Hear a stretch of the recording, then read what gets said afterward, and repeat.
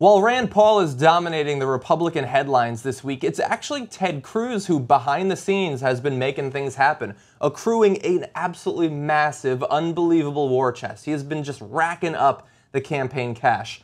An associate of the Texas senator told Bloomberg that a cluster of affiliated super political action committees was formed only this week, and among them, they are expected to have $31 million in the bank by Friday. Now, that is a huge amount of money.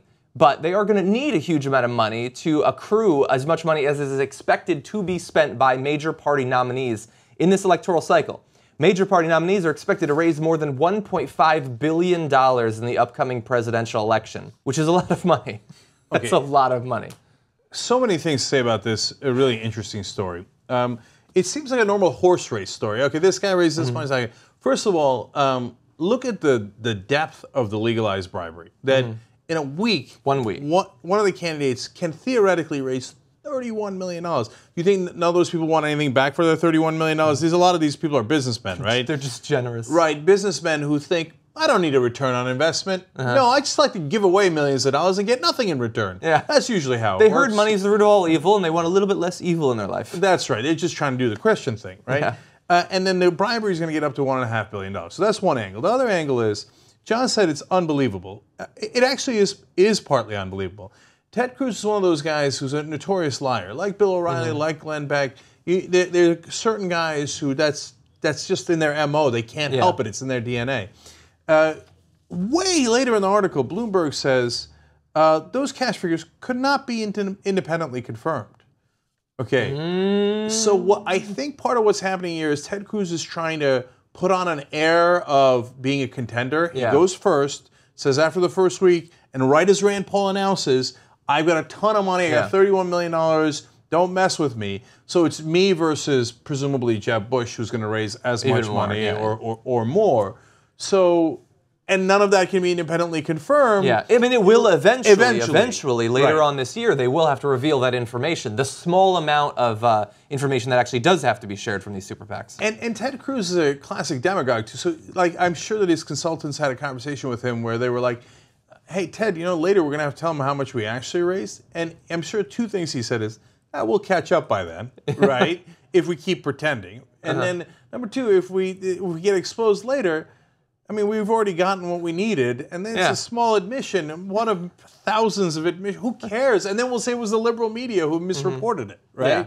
It reminds me of Ricky Gervais from the original Office. Like, they won't remember. Yeah. Actually, I probably will have forgotten by then, to be fair. Right. One small fact before we keep going with the rest of the story. The guy who's the treasurer of the cluster of these new super PACs that are collecting... The Keep the Promise PACs. Yeah. Okay, well, then two small... One, the guy who's running it is clearly has just come out of a Star Wars movie. His name is Dathan Volter. Okay, that's actually awesome. Okay. I think I might be for Ted Cruz now. Yeah, I'm like, is he a Sith Lord? What is he? Dathan Volter. Okay. Yeah. It almost sounds like Darth Vader. It does. It's unbelievable. All right. That's just a fun little fact. It'd be like a Russian wrestler or something. Right, yeah. Oh, here comes Dathan Volter! Okay.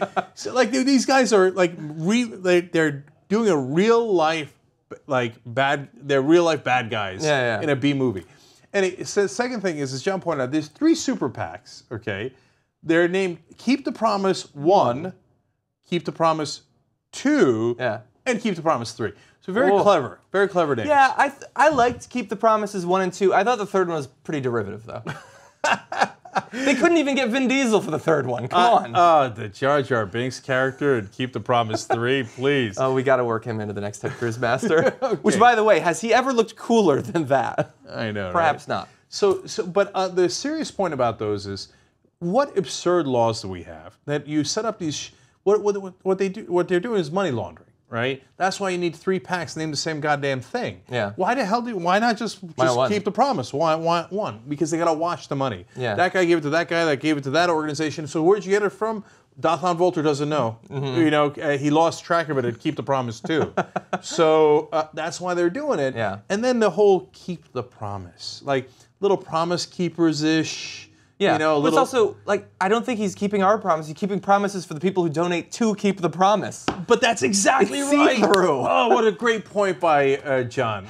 So the whole point of this is, who do you keep the promise to? And this is a name of a PAC that appeals to the donors. This doesn't affect the voters at all. Yeah. This is just facing the donors. And it says the donors, we're going to keep our promise to you first, second, and third priority. Yeah. Everybody else, what? I didn't make you any goddamn promises. So he's raising the money, but what if he actually was president? Now, there's a lot of stuff that he's going to do for these donors that you're probably not going to hear about, stuff about corporate taxes and stuff like that. He'll get to it eventually, but he does want to throw a little bit of red meat to the base, I guess. And so he recently was at a fundraiser and he said that if he becomes president, he would push for presumably a constitutional amendment that would bar the Supreme Court from considering any laws that have to do with same-sex marriage, basically. So it would stop them from ruling on that. It's called jurisdiction stripping, basically. That's the theory.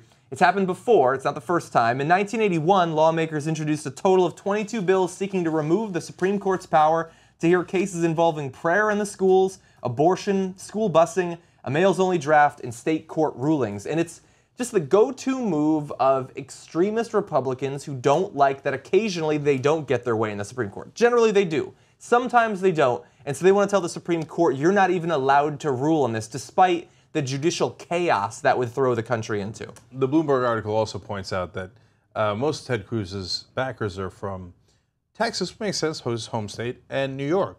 Interesting. Could it be that it's mainly the oil companies and the people who make money in the oil industry and the financial companies, the big banks? What's in New York? What's in New York? What's in Texas? Let me try to put Central Park. Oh, the oil people and the bankers, the richest people in the country. That's who he's going to keep his promise to. Oh, I didn't see that coming.